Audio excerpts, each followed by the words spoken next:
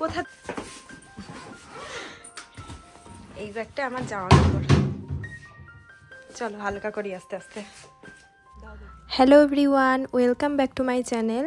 কালকে তো আমি নেদারল্যান্ডসে ফিরে এসেছি, আর আজকে আমি বসেছি আমার ব্যাগগুলোকে খালি করতে। এটা হচ্ছে আমার সব জামা কাপড়ের ব্যাগ, আর আরেকটা ব্যাগ করে আমি এনেছি সব ছোটোখাটো ঘরের জিনিসপত্র।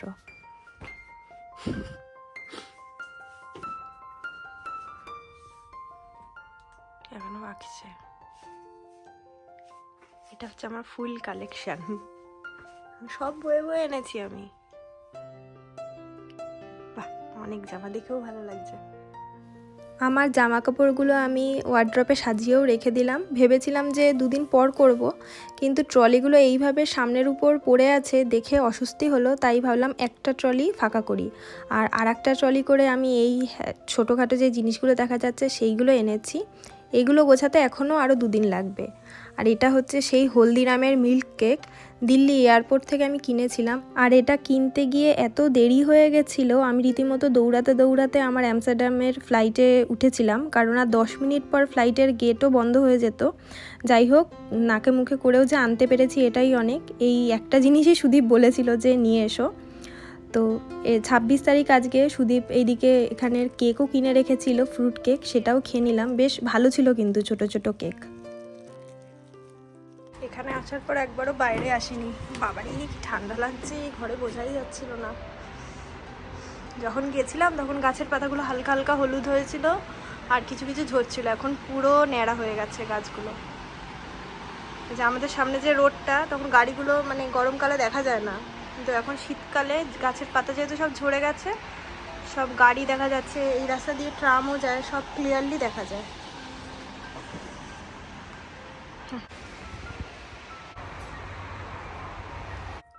জামা কাপড় তো সব কালকে গুছিয়ে দিয়েছি, কিন্তু এই জিনিসগুলো এখনও গোছানো হয়নি। টাইম লাগবে এখন 1-2 দিন।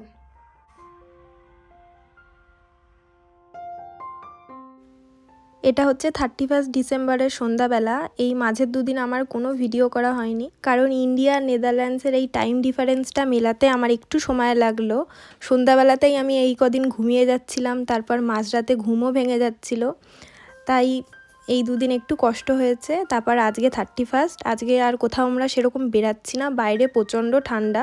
আর এই দুদিন আমার ঠান্ডাটাও বেশি লাগছে, যেহেতু কলকাতায় এতদিন ছিলাম, শরীর সেটাই অ্যাডজাস্ট করে নিয়েছে। তাই এখানের এই 8-9 ডিগ্রি এখন একদমই সহ্য হচ্ছে না। তো বাড়িতেই ঘরটাকে একটু টুনি লাইট দিয়ে সাজিয়ে নিয়েছি, আর ওইদিকে চিকেনও বেক করতে দিয়েছি। আর এখানে তো প্রচুর বাজি ফাটে, তো ঘর থেকেই 12টা বাজার আগে একটু বেরাবো, ওখানেই যা যা বাজি ফাটবে সেটা দেখে নেবো। বারান্দা থেকে আমাদের এই ঘরটা এরকম লাগছে। আজকে ফাইনালি এই টুনি লাইটগুলো জ্বালালাম।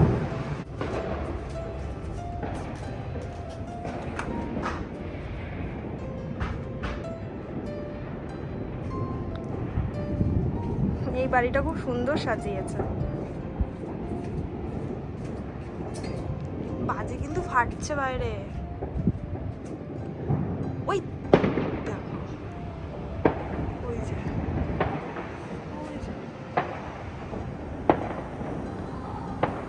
এখন কটা বাজে?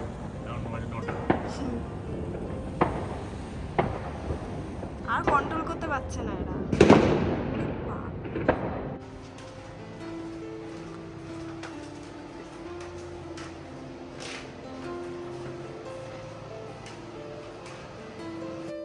এইদিকে চিকেন বেক করাও আমাদের হয়ে গেছে, সেটা এখন খেয়ে নিচ্ছি। এখন জাস্ট 10টা বাজে। এরা মোটামুটি সন্ধ্যা 6:30 7টা থেকেই বাজি ফাটানো স্টার্ট করে দিয়েছে। আমরাও 11টা 11:30টায় বেরাবো, তখন দেখতে পারবেন কি হারে এরা বাজি ফাটায়।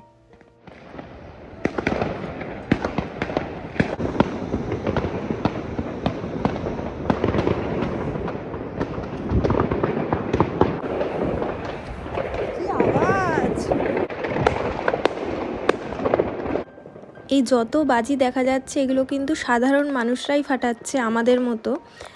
এটা কোনো বাজি প্রদর্শনী না। অ্যামস্টারডামে এক জায়গায় আজকে নিউ ইয়ার সেলিব্রেট করা হবে, সেখানে সরকার থেকেই বা মিউনিসিপ্যালিটি থেকেই বাজি প্রদর্শনী করা হবে। ভেবেছিলাম সেখানে যাব, কিন্তু এই ঠান্ডার জন্য আর বেরালাম না, কারণ রাত 8টা থেকে এখানে কিন্তু সমস্ত পাবলিক ট্রান্সপোর্ট বন্ধ হয়ে গেছে। আমাদের বেরাতে হলে রাত 8টার আগে বেরিয়ে যেতে হতো, আবার রাত 1টার পর হচ্ছে আবার নাইট বাস এগুলো স্টার্ট হবে, তো সেই নাইট বাস করে আমাদের আসতে হতো। তাই ভাবলাম এখানেই আমরা থেকে যাই। তো বাড়ির আশেপাশেই দেখতে পাচ্ছেন কত বাজি ফাটাচ্ছে। এদের কিন্তু এই একটাই উৎসব বলতে পারেন, আর এদের এই উৎসবটা মানে এরা দিল খুলে বাজি ফাটায়, আর এটা মোটামুটি সারা রাত এরম বাজি ফাটাবে। আগের বছর আমরা আলমির বলে একটা জায়গায় থাকতাম, সেখানেও দেখেছিলাম রাত 2-3টে বেজে যাচ্ছে, তবুও এদের বাজি ফাটানো থামছে না। Happy new year.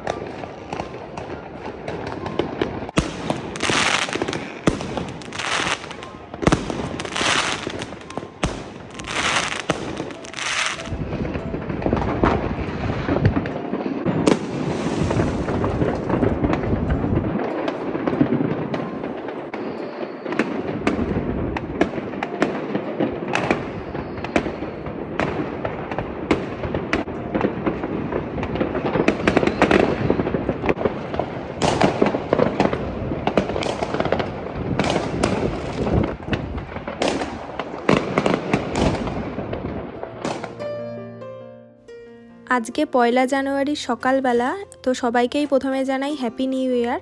কালকে রাত্রেবেলা আমাদের ঘুমাতে ঘুমাতে অনেক দেরি হয়ে গেছিলো, তো সকালবেলা উঠেই স্নান করে নিয়েছি। এখন এসছি একটু পায়েস বানাতে। যেই কড়াইটা দেখা যাচ্ছে সেই কড়াইটা হচ্ছে আমরা কলকাতা থেকে এনেছিলাম, একদম নতুন কড়াই।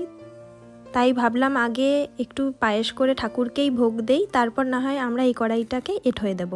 তো এই যে প্যাকেট করে দেখতে পাচ্ছেন এটা কি, এটা হচ্ছে পাটালি গুড়, এটাও আমি সঙ্গে করে নিয়ে এসেছিলাম। তো আজকে একটু গুড়ের পায়েস বানাবো, অল্প করেই বানাবো, তারপর ঠাকুরকে ভোগ দিয়ে আমরা খাবো।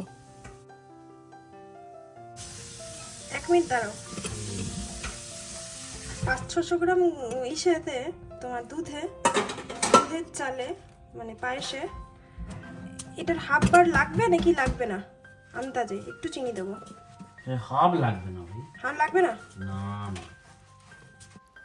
একটা পায়েস ওয়ার্ড বলতে গিয়ে দেখলেন কতবার হোঁচট খেলাম, দুধের চালে এই সব বললাম। যাই হোক, একটু গুড় তারপরে কাজু কিশমিশ সব দিয়েই পায়েসটা করছি। আর যেহেতু ঠাকুরের জন্য বানাচ্ছি তাই আন্দাজেই আমি একটু মিষ্টিটা দিলাম।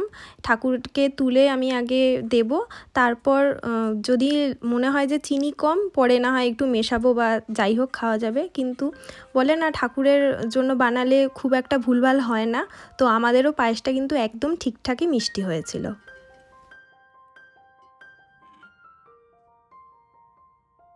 বছরের প্রথম দিন ঠাকুরকে একটু মিষ্টিমুখ করিয়ে নিলাম। এখন চলে এসেছি নিজেদের খাবার জোগাড় করতে। আজকে একটু বানাবো কড়াইশুঁটির কচুরি, তার জন্য যে ফ্রোজেন কড়াইশুঁটিগুলো পাওয়া যায় সেইগুলো আর একটু কাঁচা লঙ্কা দিয়ে আমি প্রথমে একটু ব্লেন্ডারে ব্লেন্ড করে নিয়েছি। আর এই দিকে তেলের মধ্যে আদা আর হিং ফোড়ন দিয়ে সেই ব্লেন্ড করা কড়াইশুঁটিটা দিয়ে একটু নুন চিনি দিয়ে নাড়াচাড়া করে তারপর শুকিয়ে গেলে নামিয়ে নেব। কড়াইশুঁটির পুরটা একটু ঠান্ডা হয়ে গেলে এরকম আমি গোল গোল করে রাখছি, যাতে আমার স্টাফিংটা ভরতে সুবিধা হয়। আর এই দিকে শুধু ময়দা মেখে দিয়েছিল, সেইটা এবার এরকম গোল করে বাটির মতো করে ওই পুর যে গোল গোল করে রাখলাম সেগুলো দিয়ে গোল করে নেব। তারপর লুচি যেমন করে বেলে সেরকম করে হালকা চাপ দিয়ে বেলতে হবে, যাতে পুরটা মানে না বেরিয়ে যায়। পুরগুলো ভরার পর আমি একটু তেল মাখিয়ে এই গোলগুলোকে একটু কিছুক্ষণ রেস্ট করব।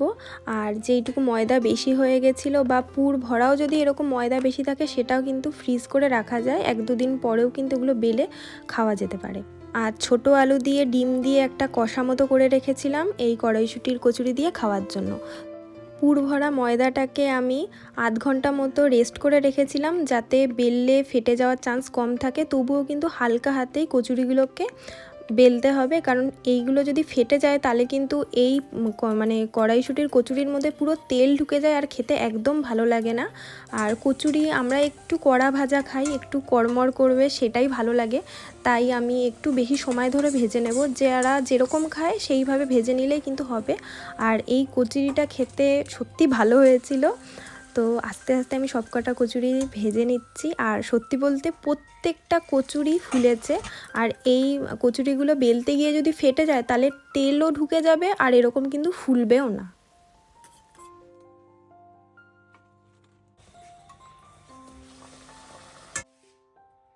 কচুরি ভাজা আমাদের কমপ্লিট হয়ে গেছে। এখন আস্তে আস্তে দুপুরের খাবারটা খেয়ে নেই। কালকের একটু বাসন্তী পোলাও ছিল, সেটাও এখন একটু গরম করে নিয়ে নিয়েছি। তো আজকের মেনুতে আছে কড়াইশুঁটির কচুরি, এই ডিম আলুর একটু হালকা দমের মতো, আর বাসন্তী পোলাও। তো আজকে খেতে খেতেই এই ভিডিওটা আমি এখানেই শেষ করছি। সবাই খুব ভালো থাকবেন, দেখা হবে নেক্সট ভিডিওতে। ততক্ষণের জন্য টাটা।